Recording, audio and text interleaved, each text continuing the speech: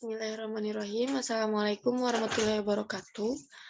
Perkenalkan, nama saya Dinia Artini Rahman dengan NIM C1A1900242, jurusan Hubungan Internasional Universitas Al-Ghifari.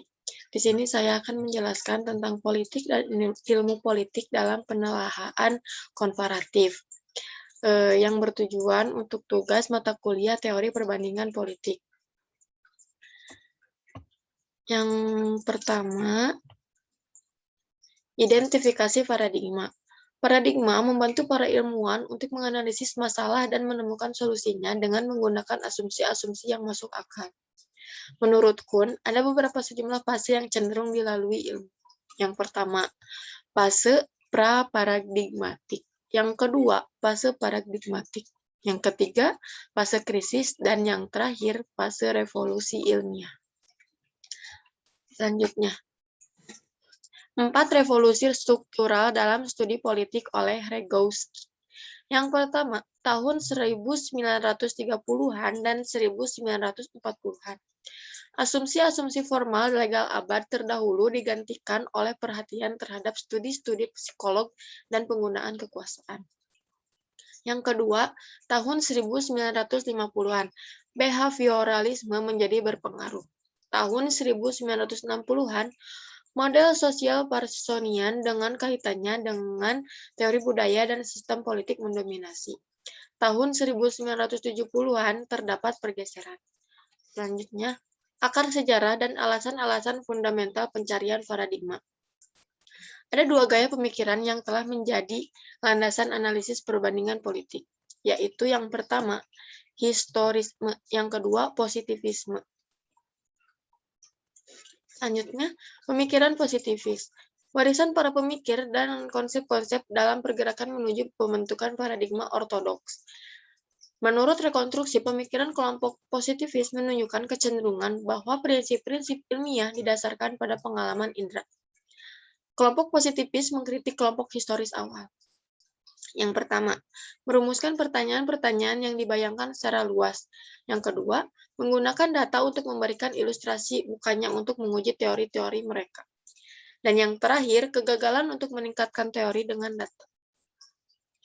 Selanjutnya, kelompok positivis awal. Akar pemikiran positivis diketemukan dalam karya 3 orang pemikir. Yang pertama, David Hume. Yang kedua, Auguste Comte. Yang ketiga, Herbert Spencer. Selanjutnya, teori perbandingan politik, penelusuran paradigma. Dalam suatu ilmu politik yang didasarkan pada perumusan yang spesifik, Moska memperhatikan kelas politik yang didefinisikan sebagai orang-orang yang secara langsung berpartisipasi dalam pemerintahan. Dengan demikian, para sosiolog awal tertarik untuk merumuskan ilmu politik. Mereka membentuk teori-teori yang luas dan mencari data lewat penelaahan empiris. Menurut Vilfredo Pareto, seorang aristokrat dan pengikut liberal Italia, juga memperluas sirkulasi kelompok elit corps de economic politik. Yang kedua, Roberto Michel, seorang sosiolog Jerman yang aslinya berasal dari Italia, banyak dipengaruhi oleh gagasan Moska dan Pareto.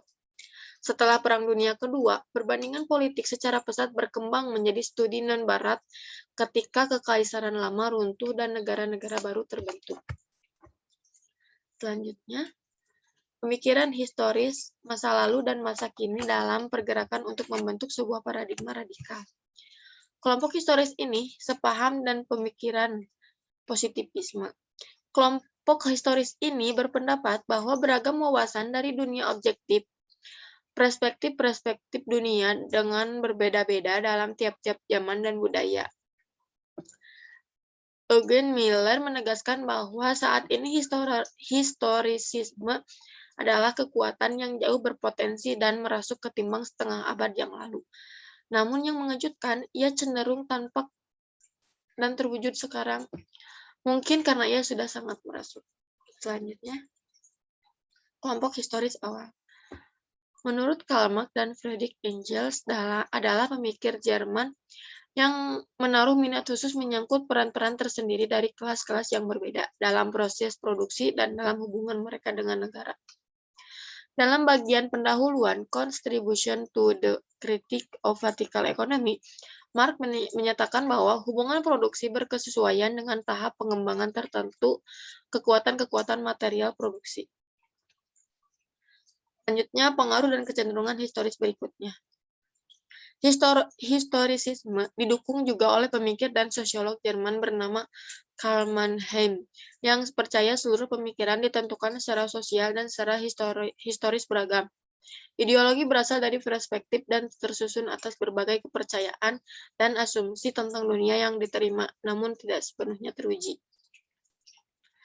Perbandingan ringkasan paradigma-paradigma dominan dalam perbandingan politik.